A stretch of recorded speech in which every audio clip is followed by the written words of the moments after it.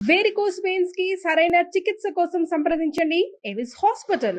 అందరికీ నమస్కారం. నా పేరు మాధురి. మాఘమాసం అంటేనే అత్యంత పుణ్యాలు ఒసగే మాసం. మరి ఈ మాఘమాసంలో రథ సప్తమికి చాలా ప్రాముఖ్యత ఉంటుంది. అసలు రథ సప్తమి యొక్క ప్రాముఖ్యత ఏంటి? రథ సప్తమి రోజున మనం పాటించాల్సిన నియమాలు, విధి విధానాలు, అలాగే రథ సప్తమి రోజు ఎలాంటి వ్రతం చేసుకున్నట్లయితే మనకున్న పాపాలు పోయి, అలాగే సత్సంతానం కలిగి, సౌభాగ్యం ఒసగి, అనారోగ్యాలు తొలగి, ఆనందం మన సొంతం అవుతుంది.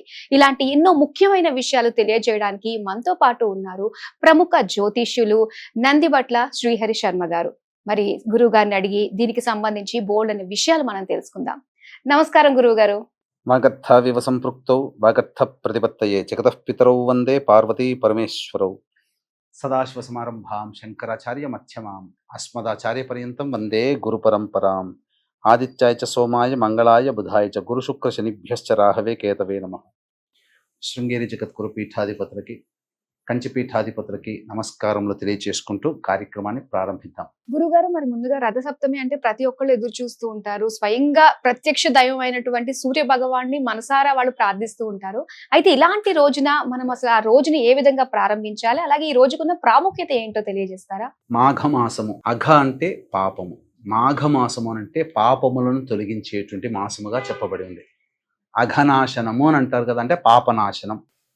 అనఘాదేవి అని అంటారు, అంటే అమ్మవారు ఏంటి, పాపాలని కలిగేస్తుంది. అనఘాదేవి దత్తాత్రేయుని యొక్క సంబంధించినది. అలాగే ఈ మాఘమాసంలో మనము సకల పాపాలు అని అంటే, ఇప్పుడు మనం ఏదైతే సమస్యలు ఎదుర్కొంటున్నామో, ప్రధానంగా జటిలమైన సమస్యలు కావచ్చు, మన సంకల్పాలు నెరవేరకపోవడం కావచ్చు, అవన్నీ కూడా గత జన్మ కర్మ దోషాలు. ఈ జన్మలలో చేసినటువంటి, తెలిసి తెలియకుండా చేసినటువంటి పాపాలు కూడా ఉంటాయి. మనిషి, ప్రతి మానవుడు చేస్తాడు. అటువంటి గత జన్మ పాపములు ఈ జన్మలలో రహస్యకృత, జ్ఞానకృత, అజ్ఞానకృత పాపములు ఏవైతే ఉన్నాయో అవన్నీ తొలగిపోవడం కోసం మాఘమాసంలో రథసప్తమి రోజుననే కొన్ని నియమాలు పాటించాలి. స్నానాది కార్యక్రమాలు, దానాది కార్యక్రమాలు, పూజాది కార్యక్రమాలు ఎవరికి వారు వాళ్ళ ఇంట్లో చేసుకోవచ్చునమ్మా. అయితే ముఖ్యంగా ఈ మాఘమాసంలో రథసప్తమి యొక్క విశిష్టత ఏమిటంటే, రథసప్తమి అని అంటే మనకు అందరికీ బాగా తెలిసిందే, సూర్యుని యొక్క జన్మదినం. వసంత పంచమి సరస్వతి జన్మదినం ఎలాగో, తర్వాత వచ్చే సూర్యుని జన్మదినం రథసప్తమి. అయితే ఇక్కడ ఒక విషయం మీకు తెలియచేస్తానమ్మా. ఈ సూర్యుడు ఎవరి సంతానము? కశ్యప ప్రజాపతి అదితిల యొక్క సంతానం. ఎక్కడ జరిగింది? సుమేరు పర్వతం దగ్గర ఈ యొక్క నారాయణుడు, సూర్యనారాయణుడు అంటే సూర్యుని యొక్క జన్మ జరిగింది. ఇప్పుడు ఎక్కడుందో తెలుసా ఆ ప్రదేశము? అది ప్రస్తుతం ప్రపంచంలో జపాన్లో ఉంది. సుమేరు పర్వతాలు అని అంటారు. అక్కడ మేరు పర్వతం, అట్లా ఆ విధంగా అక్కడ జననం జరిగింది. కాబట్టి ప్రపంచం మొత్తంలో కూడా మీకు మొట్టమొదటి సూర్యుడు ఉదయించే ప్రదేశం జపానే. సూర్యుని యొక్క లక్షణాలు ఏంటంటే, ఏ రోజు పని ఆ రోజు పూర్తి చేసుకోవడం, అలాగే నిండు నూరేళ్లు ప్రకాశంగా వెలగడం, ఉండడం, జీవించడం, అలాగే బద్ధకం లేకుండా ఉండడం. ఈ లక్షణాలన్నీ జపాన్లో ఉన్నాయిగా. ఇప్పటికీ ముసలి వాళ్ళు, వయోవృద్ధుల శాతం ఎక్కువ ఉంది. 102 ఏళ్ళు, 120 ఏళ్ళు బతుకుతున్న వాళ్ళు, 100 దాటిన వాళ్ళ సంఖ్య జపాన్లో ఎక్కువ ప్రపంచం మొత్తంలో చూసుకుంటే. వాళ్ళందుకే ఎప్పటి పని అప్పుడు పూర్తి చేస్తారు. అంత అణుబాంబులు వచ్చినా వాళ్ళు నిలదొక్కుని ప్రపంచంలో 2వ ఆర్థిక శక్తిగా ఎదిగారు. మరి అంతటి అంటే ఆ సూర్యుని యొక్క లక్షణాలు వాళ్ళలో ఉన్నాయి. అంటే సూర్యుడు ఉదయిస్తాడు. మొట్టమొదటి సూర్యోదయం ప్రపంచంలో జపాన్లో, కానీ సూర్యుని జన్మ ఆ జపాన్ దీవుల్లో జరిగింది. అయితే ఇక్కడ ఈ రథసప్తమి రోజున ప్రధానంగా అనేక విషయాలు మనం వ్రతాలు, నియమాలు, స్నానాలు అనేటువంటివి ఆచరించాలమ్మా. అయితే ముఖ్యంగా స్నానాలు అని చెప్పేసి అన్నారు కాబట్టి, సో అంటే ఆ రోజు పర్టికులర్ గా విధి విధానం ఏమన్నా ఉంటుందంటారా స్నానాధికాలకి? మనకు స్నానం ఆచరించే సందర్భము అనేక మాసాల్లో చెప్పబడకపోయినప్పటికీ కూడా, ముఖ్యంగా రథసప్తమి రోజునే విశేషంగా స్నానం ఆచరించమని శాస్త్రం చెప్పబడి ఉంది. కాబట్టి ఈ స్నానం ఆచరించే సందర్భంలో రేగి పండ్లు, 7 జిల్లేడు ఆకులు కానీ, లేదా 7 రేగి ఆకులు కానీ, రేగి పండ్ల ఆకులు కానీ తీసుకోమని చెప్పింది శాస్త్రం. కాబట్టి బ్రహ్మముహూర్త కాలంలో నిద్రలేచి కాలకృత్యాదులన్నీ తీర్చుకొని చక్కగా స్నానం ఆచరించాలి. అయితే ఈ స్నానం ఆచరించడానికి విధానం ఒకటి ఉంటుంది. ఏంటనంటే ముందు రోజు షష్ఠి తిథి రోజున ఆ ఒంటికంతా కూడాను నల్ల నువ్వులతో బాగా నలిపితే పిండిలాగా తయారవుతుంది. ఆ పిండినంతా పూసుకొని స్నానం ఆచరించాలి ముందు రోజు. ఆ తదనంతరం బ్రహ్మముహూర్త కాలంలో నిద్రలేచి స్నానం కాలకృత్యాదులు తీర్చుకొని అరుణోదయం అంటే ఆకాశంలో ఎర్రటి తివాచి పరిచినట్టుగా ఉంటుంది. ఆ అరుణోదయ కాలంలో 7 జిల్లేడు ఆకులు లేదా 7 రేగి ఆకులు అన్నాను కదమ్మా, 3 జిల్లేడు ఆకులు తల మీద, 2 జిల్లేడు ఆకులు ఒక భుజం మీద, ఇంకో 2 జిల్లేడు ఆకులు ఇంకో భుజం మీద, మొత్తం కలిపితే 7 లేదా రేగి ఆకులని తీసుకోవచ్చు. వాటి మీద రేగి పండ్లు పెట్టుకొని స్నానం ఆచరించాలి. ఎందుకనంటే సూర్య శక్తిని గ్రహించేది రేగి పండ్లు. అందుకే పిల్లలకి సంక్రాంతి రోజున భోగి పండ్లు పోస్తారు. ఆ శక్తి ద్వారా ఆరోగ్య సమస్యలు అనేటువంటివి, అనారోగ్యం ఏమన్నా తిరిగిపోతాయి. ఆ స్నానం ఆచరించేటప్పుడు ఏమనుకోవాలంటే, ఓ సూర్యదేవ, 7 జన్మలలో నేను చేసినటువంటి పాపములు ఏవైతే ఉన్నాయో ఆ పాపములన్నీ నశించిపోవాలి. ఈ జన్మలలో నాకు బుద్ధి వచ్చింది, ఇక ఈ రోజు నుంచి నేను ఏ తప్పు చేయను. ఇప్పటి వరకు నేను రహస్యంగా చేసినవి కానీ, జ్ఞానంగా చేసినవి కానీ, అజ్ఞానంతో చేసినవి, ఆ దోషములన్నీ తొలగిపోవాలి అని చెప్పి స్నానం ఆచరించాలి. స్నానం ఆచరించిన తరువాత అప్పుడు రాగానే, ఇంటి నుంచి బయటికి రాగానే ఉదయిస్తున్నటువంటి, అది నదీ తీరంలోనైనా చేయొచ్చు, సరస్సులోనైనా చేయొచ్చు, తటాకంలోనైనా చేయొచ్చు, పుష్కరిణిలోనైనా చేయొచ్చు. ఇవేవి ఇప్పుడు ఉన్నటువంటి ప్రస్తుత కాలంలో లేవు కాబట్టి మన ఇంట్లో ప్రతి ఇంట్లో గంగాజలం ఉంటుంది, లేదా పూజా స్టోర్స్లో గంగాజలం దొరుకుతుంది. ఆ నీళ్లు బకెట్లో వేసుకొని ఆ నీళ్లతో స్నానం ఆచరించాలి. ఆచరించగానే చక్కగా ఉదయిస్తున్నటువంటి సూర్యుడికి ఒకసారి నమస్కారం చేసుకొని 6 సార్లు అర్ఘ్యం ఇవ్వాలి. ఇచ్చి సూర్యాష్టకం 6 సార్లు పారాయణం చేయాలమ్మా. ఆ తదనంతరం చక్కగా తులసి చెట్టు దగ్గర అష్టదళ పద్మం వేసి పసుపు, కుంకుమ, అక్షతలు, పుష్పాలు పెట్టి అక్కడ ఆ యొక్క చిక్కుడు కాయ గింజలతో మరియు చిక్కుడు ఆకులతో ఒక రథాన్ని చేయాలి. ఇవేవీ చేయలేనటువంటి వాళ్ళు ఒక పీట లాంటిది ఏర్పరిచి ఆ పీట ప్లేస్లో, ఆ పీటలో తమలపాకులు పెట్టి, 3 తమలపాకులు పెట్టి ఆ యొక్క పీట మీద కానీ లేదా రథంలోనైనా కానీ సూర్యుడు 7 రథాలతో ఉన్నటువంటిది, అలాగే రథసారథి అనూరుడు, సూర్యుడు ఉన్నటువంటి వెండి రూపు జ్యువెలరీ షాప్లో 100-150 ఇస్తారు. అది వచ్చిన తర్వాత ఆ ప్రతిమని ఆ తమలపాకుల మీద పెట్టి అప్పుడు సూర్యునికి షోడశోపచార విధానంగా పూజ చేసి, వీలైతే సూర్య అష్టోత్తరము లేదా సూర్య సహస్రనామ పారాయణము లేదు విష్ణు సహస్రనామ పారాయణము పఠించి తదనంతరం ఆ యొక్క స్వామికి మనం ఏం చేయాలంటే, స్వామికి బెల్లముతో చేసినటువంటి పాయసం అంటే మహాప్రీతికరమమ్మ. ఆ బెల్లంతో చేసినటువంటి పాయసాన్ని చిక్కుడు ఆకుల దొంతరలో ఆ పాయసాన్ని పెట్టి ఉదయిస్తున్నటువంటి సూర్యునికి చూపించి అక్కడ కింద పెట్టి నైవేద్యం పెట్టాలి. ఆ తదనంతరం ఆ ప్రసాదాన్ని అందరూ సభ్యులు, కుటుంబ సభ్యులందరూ తీసుకోవాలి. అంటే ఏంటనంటే, ఒక్క సూర్య సంబంధించినటువంటి రథసప్తమి రోజునే చిక్కుడు ఆకుల్లో పెట్టమని చెప్పబడింది. అంటే ఆ రోజున సూర్య కిరణాల్లో ఉండేటువంటి అమృత కిరణాలు ఏవైతే ఉంటాయో ఆ చిక్కుడు ఆకులలో పెట్టబడినటువంటి బెల్లం పాయసంలో నిక్షిప్తమై ఆ వేడికి, ఆ బెల్లం పాయసం వేడిగా ఉంటుందిగా, ఆ వేడికి చిక్కుడు ఆకుల్లో ఉన్నటువంటి రసాయనాలు పాయసంలో కలిసి రసాయనిక చర్య జరిగి అది తీసుకోవడం ద్వారా మన శరీరంలో మనకు ఈ యొక్క చలికాలం అంతా మనం అనుభవించాం కదా, కార్తీక మాసం, మార్గశిర మాసంలో, పుష్యమాసంలో. ఈ అనుభవించినప్పుడు శరీరంలో ఒక రకమైనటువంటి పంగుత్వం అంటే కృషించిపోవడం జరుగుతుంది. శరీరంలో మనకు తెలియకుండా బ్యాక్టీరియాలు ఉండిపోతాయి, అవన్నీ కూడా నశించిపోతాయి. తరువాత నుంచి ఎండాకాలం ప్రారంభమవుతుంది కదా, శరీరం పుష్టిగా తయారవ్వడానికి మన శరీరం సిద్ధంగా ఉంటుందని దీని యొక్క శాస్త్రీయ సాంకేతికంగా చెప్పవచ్చు. మరి ప్రతి దానికి శాస్త్రీయంగా ఒక రీజన్ ఖచ్చితంగా ఉండి తీరుతుందండి మనం చేసే విధి విధానాల్లో. అలాగే గురువు గారు, ముఖ్యంగా రథసప్తమి రోజున ఏదైనా ఫలానా వ్రతం కానీ ఏదైనా ఉందంటారా? ఆ రోజున మనకి సౌభాగ్యం కోసం కావచ్చు, అనారోగ్యాలు, సమస్యలు తీరడానికి కావచ్చు, ఆర్థికంగా వృద్ధి చెందడానికి కావచ్చు, వీటన్నిటికీ కూడా మనం చక్కగా పాటించి అన్నిటిలోనే మంచిగా ఉండడానికి. ఇప్పుడు మీరు అడిగిన ప్రశ్నే ఒకప్పుడు ధర్మరాజు కృష్ణుని అడిగాడు.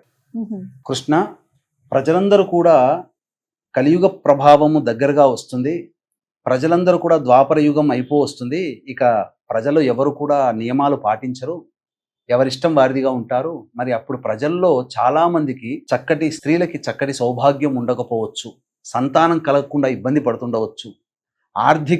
ధనపరమైన సమస్యలు ఇబ్బందులు పడుతుండవచ్చు, ఉద్యోగపరంగా వ్యాపారపరంగా వృత్తిపరంగా సమస్యలు వస్తాయేమో, అలాగే వివాహం కాని అబ్బాయిలు అమ్మాయిలు ఎక్కువగా ఉంటారేమో, వివాహమైన దాంపత్య సమస్యలు ఈ కలి ప్రభావంలో ఇప్పుడు చెప్పబడినటువంటి అన్ని రకాల సమస్యలు ఉంటాయేమో.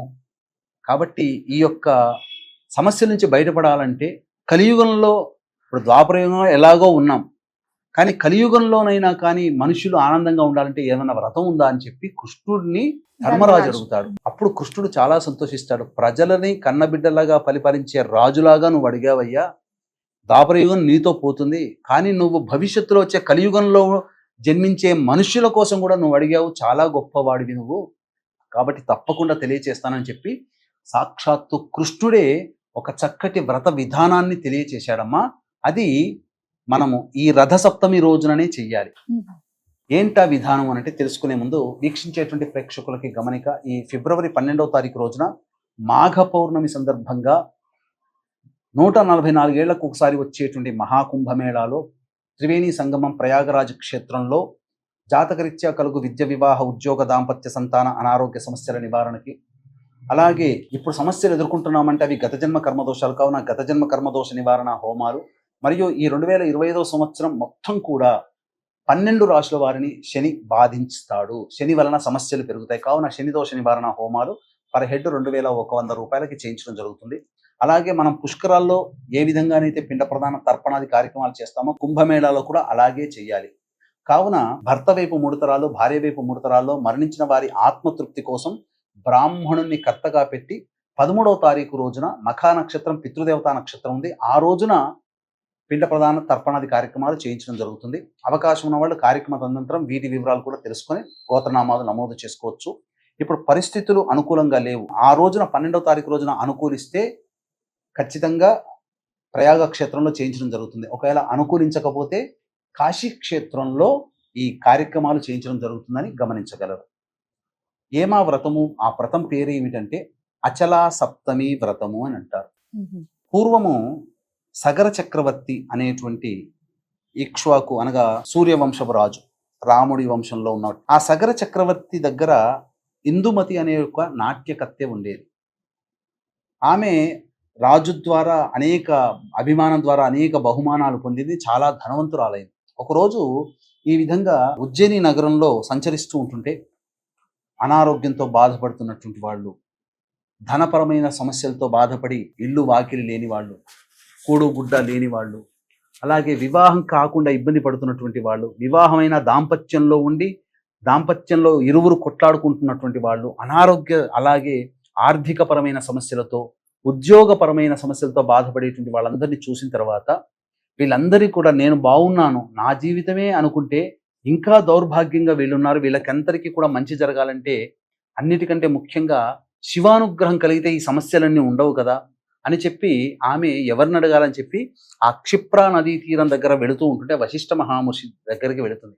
వశిష్ఠ మహాముని దగ్గరికి అడిగినప్పుడు ఆయన చాలా సంతోషించి, ఒక వ్రత విధానం ఉందమ్మా, ఆ వ్రత విధానం ఆచరించడం వల్ల నీకు కూడా శివ సాయుధ్యం కలుగుతుంది అని చెప్పడం చేత ఆమె వశిష్ఠుని యొక్క సూచన మేరకు ఈ ప్రయాగ క్షేత్రంలో, కాశీ క్షేత్రంలో ఈ వ్రతాన్ని ఆచరించింది. ఏం చేయాలి ఆ రోజునంటే నెత్తి మీద ఒక దీపారాధన చిన్నది పెట్టుకొని తటాకంలో కానీ, సరస్సులో కానీ, చెరువులో కానీ చేయాలి. లేదు అటువంటి అవకాశం ఇప్పుడు మన ఇంట్లో ఉండదు కాబట్టి స్నానం ఆచరిస్తూ 7 జన్మలలో చేసినటువంటి పాపమంతా కూడా నశించిపోవాలని చెప్పి సూర్యోదయం కంటే ముందే ఆకాశం ఎర్రగా ఉండేటువంటి సమయంలో స్నానం ఆచరించాలి. ఇంట్లోనైనా చేయవచ్చు, బకెట్లో గంగ కలుపుకొని, గంగ తెచ్చుకొని, లేదు నదీ తీరంలోనైనా చేయవచ్చు. చేసి మనకి గంగేచ యమునేచ అని చెప్పేసి గంగేచ యమునే కృష్ణ గోదావరి సరస్వతి నర్మదే సింధు కావేరి జలేస్మిన్ సన్నిధిం కురు కావేరీ తుంగ భద్రాచ కృష్ణవేణీచ గౌతమి భాగీరథీచ విఖ్యాతాః పంచగంగా ప్రకీర్తితాః అనే శ్లోకాన్ని కూడా, లేదా 7 నదులని కూడా, 7 నదులను కూడా తలుచుకొని స్నానం ఆచరిస్తే ఆ నదుల్లో స్నానం ఆచరించిన ఫలితం దక్కుతుంది.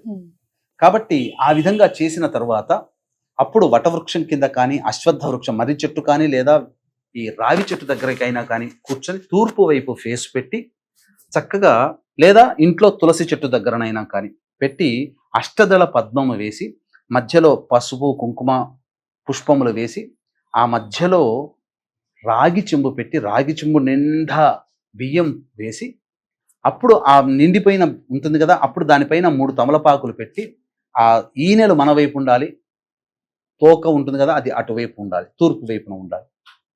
అలా ఉన్న తర్వాత అప్పుడు ముందుగా గణపతి పూజ చేసుకొని గణపతి యొక్క అనుగ్రహం తీసుకొని శివ గౌరీ ప్రతిమ వెండి రూపు దొరుకుతుంది. అలాగే సూర్యుడు, రథసారథి, 7 గుర్రాలు ఉన్నటువంటి ప్రతిమ దొరుకుతుంది. అవి 2 ఆ యొక్క తమలపాకులో వేసి ముందుగా గణపతి పూజ, గణపతి యొక్క అనుగ్రహం తీసుకొని తదనంతరం శివ సహస్రనామము, అలాగే గౌరీ సహస్రనామము, సూర్య సహస్రనామం లేదా సూర్య అష్టోత్తరంతో షోడశోపచార విధానంగా పూజ చేసి అప్పుడు నైవేద్యము ఏదైనా పండ్లు పెట్టవచ్చు. సాయంకాల ప్రదోషకాల సమయం వరకు కూడా ఉండి మళ్ళీ ప్రదోషకాల సమయంలో మళ్ళీ పూజ చేసి ఆ కాలంలో అనగా ఈ మాఘమాసంలో ఏ పండ్లు మనకు ఇంటికి దగ్గర దొరుకుతాయో ఆ పండ్లు నివేదన పెట్టవచ్చు.